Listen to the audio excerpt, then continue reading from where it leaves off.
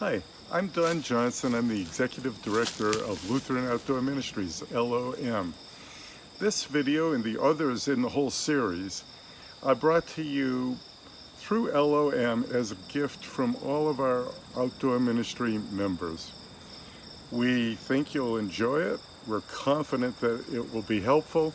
And we give a big shout of thanks to Keith Johnson, the founder of the organization known as Board Coach, for contributing his time and expertise to this project, and to Liam Riddle of the Lutherland staff in Pennsylvania for serving as videographer. Hello, my name is Keith Johnson. It was my privilege and joy to serve for 43 years with Lutheran Outdoor Ministries in Minnesota, California, and the southeastern U.S. When I retired at the end of 2017, I launched the Board Coach, a spiritually based consulting initiative to help boards and executives thrive in the future.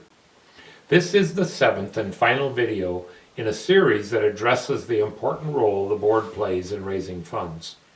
Part 1 includes an overview of the board's role, and Part 2 introduces a framework to develop a specific plan for your board. So, why do people give? You will note that altruism and trust in the ministry are the top two motivators. Taxes ranks fourth, and ego is right at the bottom. The network to give provides more evidence. Mission and the desire to make a difference are right at the top. Personal satisfaction is also important.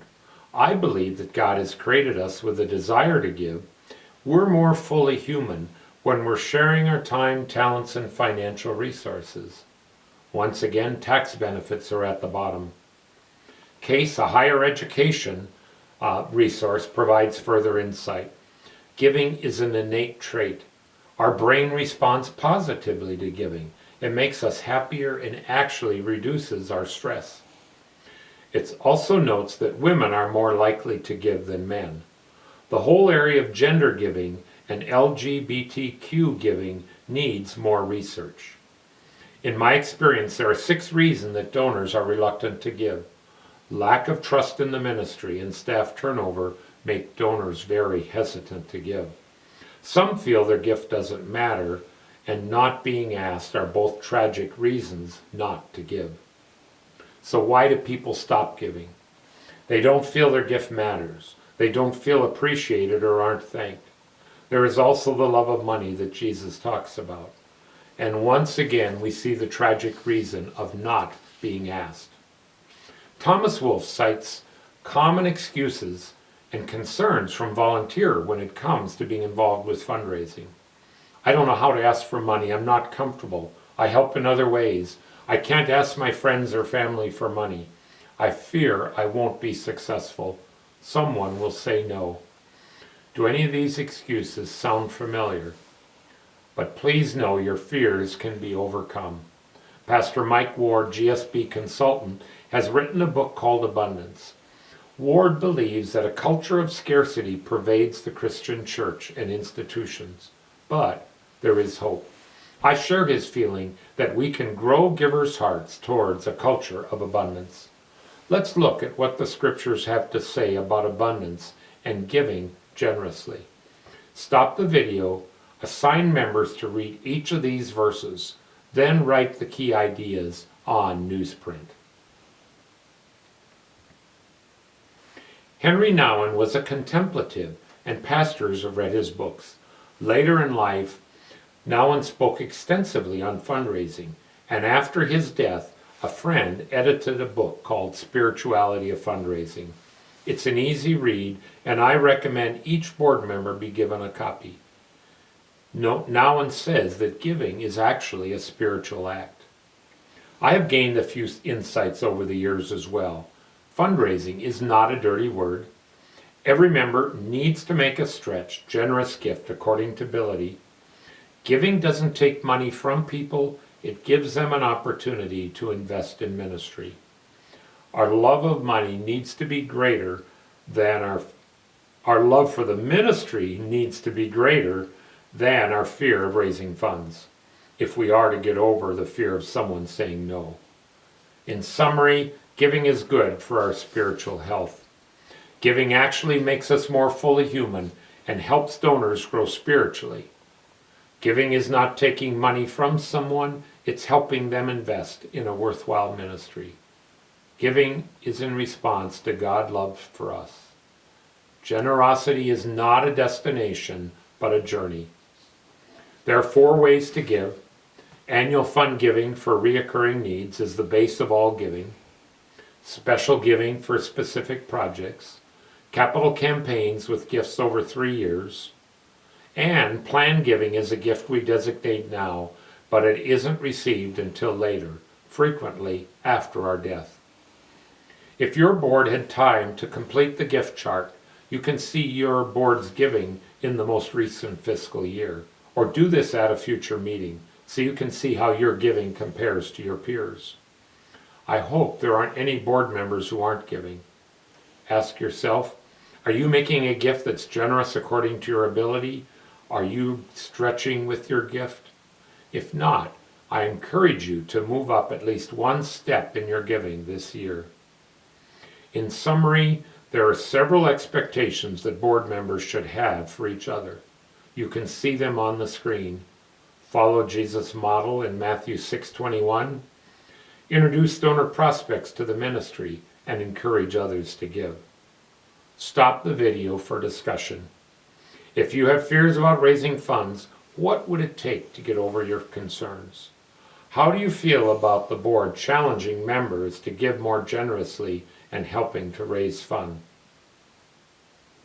If your board is interested in digging deeper and strategizing on what your board can do, go to slide 20.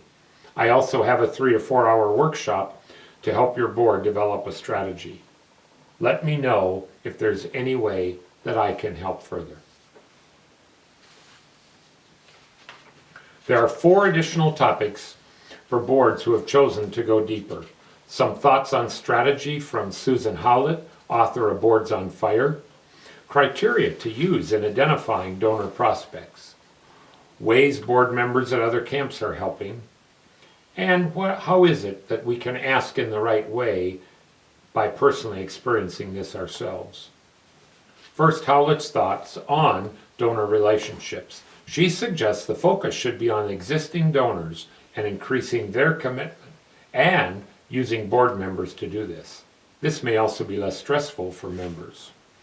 Howlett believes that board members are ideally suited to help satisfy the desires of donors by cultivating, encouraging, and supporting. The book Donors Are People Too suggests we should spend 80% of our time building relationships with donors and 20% of the time asking. There are 4 criteria to use in identifying prospects. Number 1 is ability. Number 2 is connection to the ministry. Number 3 is being a loyal Lutheran. And number 4 is a connection to the person who asks. You can develop a simple chart by listing the names and then checking off how many qualify for each candidate, for each category. 2 criteria are necessary before asking someone for a gift. 4 criteria is a home run. It's important that prospects aren't asked before there is proper cultivation. It's important that the 5-step process on the screen be followed. You need to take time to inform, to inspire, and to determine the gift potential. And then you need to ask and thank and thank and thank. I've listed a slide that shows ways board members are helping to raise funds at other camps. I encourage you to add to the list from your situation. Stop the video and list all the ways board members may help raise funds in your situation.